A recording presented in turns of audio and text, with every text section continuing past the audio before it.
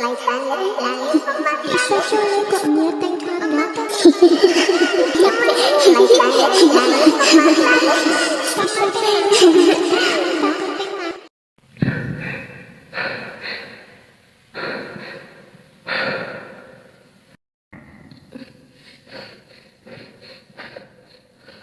你也蛮那样，都都搞不住的，把我搞过嘛嘞，摔跤啊吧嘞，我帮你干来的，我爸爸妈妈没有。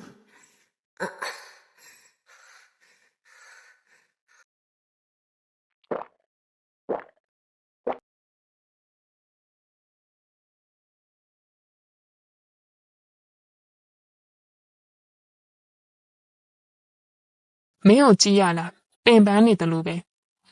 你要讲အိမ်မပြောဘူးလား ကျမမှာအမရမမဟုတ်ညီမမရှိခဲ့ဘူးလား ဘာ ညီမနှစ်ယောက်ကိုအိမ်မက်ခဲ့ရင်သူတို့ကကျမရဲ့အသိနဲ့မဆက်ဆက်နေမလား